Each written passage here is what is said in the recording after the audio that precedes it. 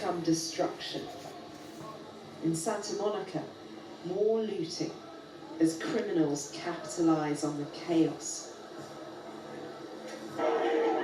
Police are using aggressive tactics, but their attempts to impose order are also inflaming tensions.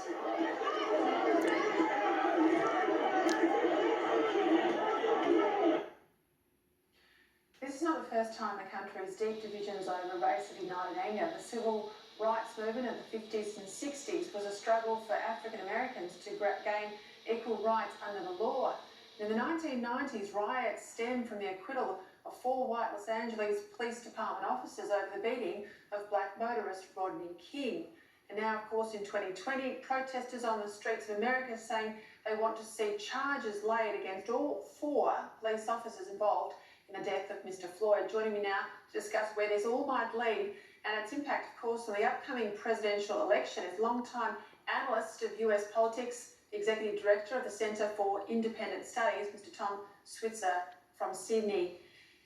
I tell you what, Tom, 6 nights, almost 7 nights, these protests, they don't seem to be abating. Now, I've just outlined, you know their history better than I do. America has been here before, so how does it get things under control? Because this is an election year, things are febrile anyway.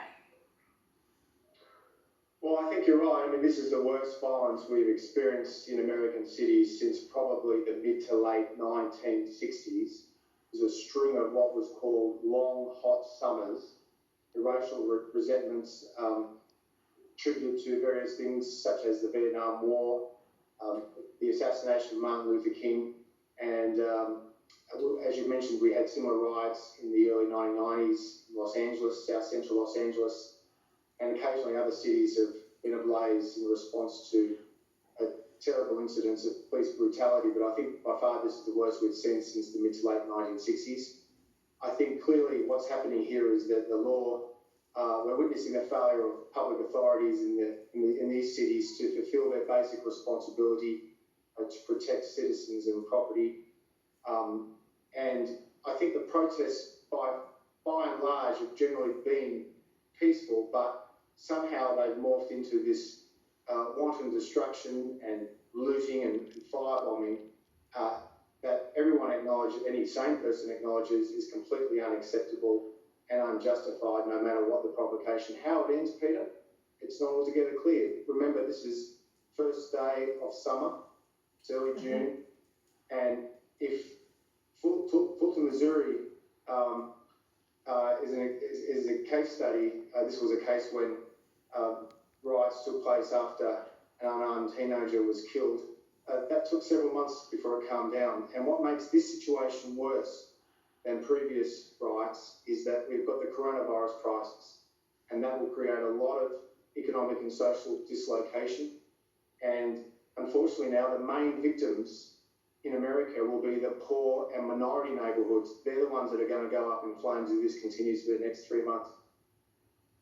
So you've got all of these things, you're right, you've got the mortality impact of poor neighbourhoods out of this corona crisis, predominantly Hispanic and African American. You've got obviously all the employment trouble and the unemployment, the very high levels of unemployment in those communities anyway, exacerbated by this crisis. You've got a presidential campaign, you've got Biden on one hand, President Trump on the other. They polarise even their own constituencies. All of this coming at a time. And again, it's like the Watts Compton riots of the 60s. It comes in over that summer period too. And kids are not in school and all the other things that make it a tinderbox. That term's being used.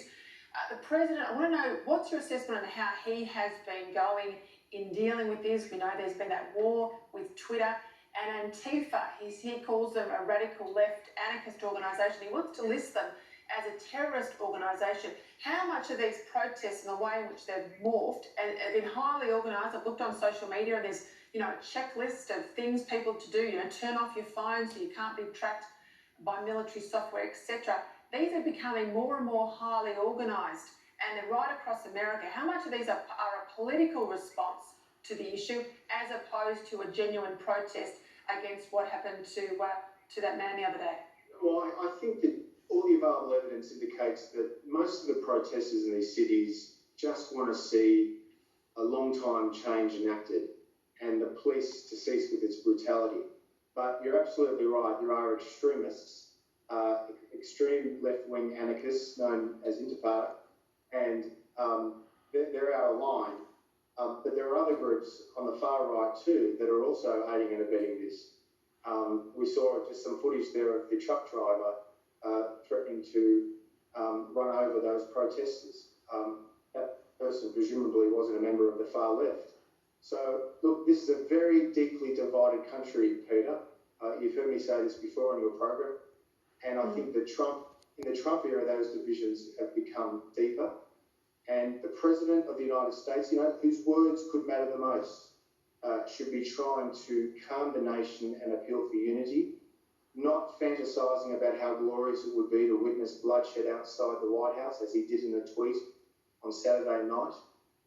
You see, Trump, restraint's not in his DNA. He seems incapable of acknowledging the taproots of the fury of many black Americans who see white men in uniform threaten their lives. Now, there are, I think it should be said, a broad cross-section of the police force who are decent, hard-working people who don't discriminate. But, in the last few years, and this happened before Trump, there's been all these videotapes of some horrific violence committed by policemen, mainly white, against black men. And that's why this whole drama has been unleashed. And the great fear now is it will get worse before it gets better. And look, you are right to point out that this is not just a new problem. It's a problem that's been going on for some time with armed police officers and often unarmed black men. It's a bit like a deranged, 16-year-old taking a gun into the classroom. It's become something, sadly, the rest of the world has watched with horror unfolding in the United States, and it's become something we almost sadly accept. Now, this has got a head of steam, however, and it seems to me very different. And you don't look at someone like Joe Biden as the alternative to the president, as someone who can put the genie back in the bottle here. He doesn't seem like the great healer, and there's a lot of discontent with African Americans about Biden himself as the would-be Democratic candidate. So where does he go with this?